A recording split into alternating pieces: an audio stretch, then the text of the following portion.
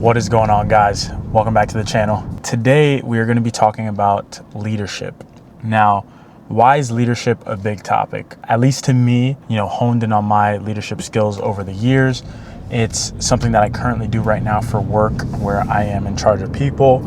It's something that you learn in the military, and it's something that's just essential for overall life. At some point, you're going to be a parent, and you're going to be in charge of running a household, children, things like that.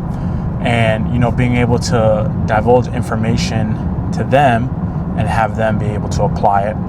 At some point, if you want to grow in your career or just in life, you're going to have to lead people at some point.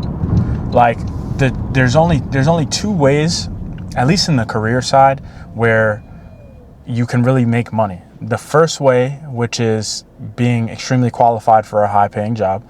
Not everybody has that capacity, and at that level, yes, you might get paid more, which can cause a sense of not necessarily needing to move up, but in reality, eventually, you're gonna have a boss and you're gonna want to move up within your field or whatever. And the second thing is just moving up in the tier of leadership. Now, with leadership, it's not about being the best at what you do. It's about being able to make sure everybody around you is the best at what they do. For example, in my field, when you work in, high-end sales or high-end retail, I don't have to be the best seller on the floor.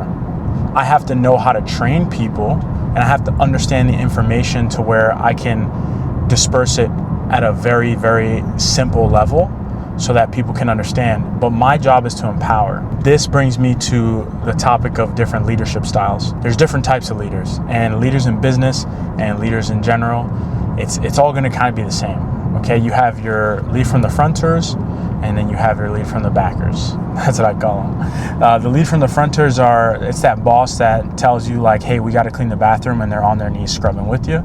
And then there's the type of boss that says, hey, I need you to go clean the bathroom, while they kind of just sit in their office. Obviously, we've all had leaders of each kind, and we all know what we like, and we all prefer the leader from the front. With that being said, moving forward in your life, make sure that you are always the leader from the front. And that's important for the next thing, where there's different types of leadership focuses, okay? And I'm trying to make this very simple so that if you're somebody who's trying to work your way up, you can understand it at a very easy level.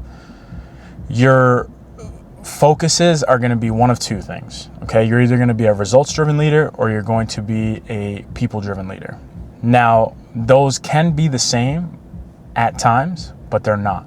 Obviously, as a leader in my field, results are everything. We need to make sure that we're delivering, we're making money, we're driving the business forward. If you're a business owner, your mindset is going to be on the same thing, right? It's all going to be about performance. How do we drive the business forward? How do we get people that are already capable so that we can continue to progress?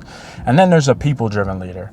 Now, I'm saying these things because me personally, what I've found that I've enjoyed the best, and how I've gotten the best buy-ins, and how I've gotten people to follow me and be able to, trust in my mission planning, is being the leader from the front and being a people-driven leader. Now, the reason why is because my philosophy, and this is something where a lot of military guys out there will understand, most things in life are very simple. Unless you are trying to be a nuclear chemist or a heart or brain surgeon, most things are very, very simple and can be taught. So the biggest thing for me is really, really investing time into people and genuinely caring about their personal development, right? If I develop somebody who has great character and great personality, they're going to be able to sell, because they're going to have the intangible traits that are already desirable for when somebody is psychologically thinking about what they want to buy. Yes, you have some people who are great sellers, shitty people.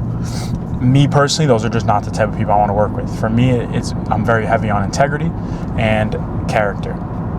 So in my experience, being a people-driven person where I want to develop somebody to where I feel that they're ready for the next steps is the most important thing to me. And in order to get the buy-in at that level, you have to be able to do everything, and you have to be a role model. And I like this model because it translates a lot better to different aspects of your life. When it comes to, having children, which I don't have, but I can understand because, I look up to my mother.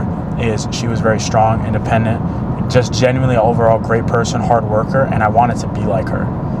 And you see things like that, and you're gonna want to emulate the person that is in charge of you, right? Same concept in the military. It's like going through, Marine Corps boot camp. It's like you look at your drill instructors, and they're like the worst version of your dad, but they're like your hero. Like you see them, and you're like, dude, this guy's sharp. He's an asshole, but this is exactly what I envision myself being. I want to be just like him. And it kind of gives you something to push people to want to be.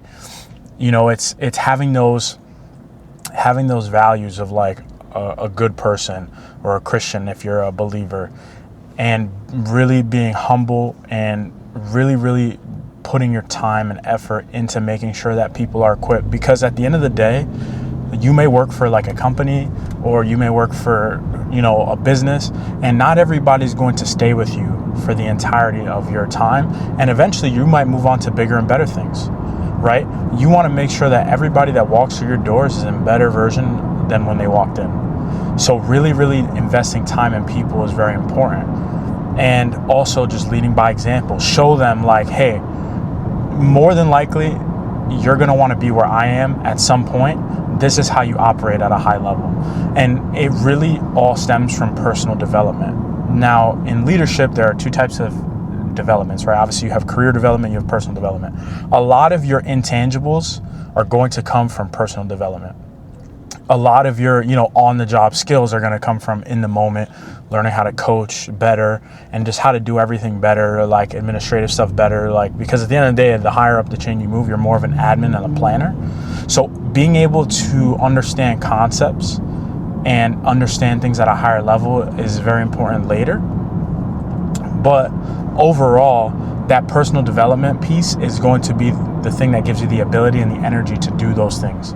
Because if you're not taking care of yourself at home, you're not sleeping enough, you're not taking care of your health, and you're always tired, you're not going to be able to instruct effectively. You're not going to be able to plan effectively.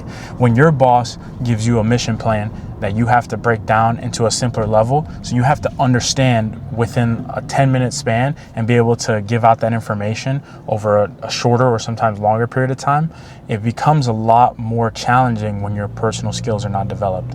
And what do I mean by personal skills? Taking the time to read and expand on your knowledge, taking your time to really just always have a learning mindset, taking a step back, looking at everything from the bigger picture. It's understanding concepts and always being a learner. That's the difference between somebody that's above you and somebody that is where you are right now. If you see somebody in the same job as you that's stagnant or that's a lot older, and you see that they've been in the field and haven't moved up, think about what they say and how they gather information and the type of person they are. More than likely, they think they know everything, which is why they haven't moved up. Or they always want to take credit, or they lack the humbleness that it takes to be a leader or a good leader. Yes, there are some exceptions of people that kind of, slip through the cracks, but ultimately, it's the things that you do to better yourself as a person that's going to help you understand leadership at a higher level. Because you can go out there and get a job and they can teach you how to be a leader. At that point, you're just a placeholder. But actually going out there and establishing yourself as a good leader and separating yourself amongst leaders is going to be the thing that takes you to that next step. Because right now, I'm a leader of people, but the goal is to be a leader of leaders. And being a leader of leaders, it entails a high level of competency, a high level of determination, self-valuation, and the want to grow and manage your own time. But it also takes a resilience that a lot of people don't have, because when you're leading leaders, you're in charge of an entire operation. It's very different. And in order to make sure that those people have what they need to succeed, you have to then invest in them, and you have to show them the way, which is kind of what wraps the whole picture together. But I hope this was helpful. Thank you guys for watching. I love being able to do this, just rant in my car and, give some information that could hopefully help somebody. I know it's not necessarily on brand for my channel. It kind of is actually. But, if you like the information, or if you guys ever want to hear more into different topics or talk about anything specific, please leave a comment below. Don't forget to like the video, subscribe if you're new, and I will see you guys next time. Peace.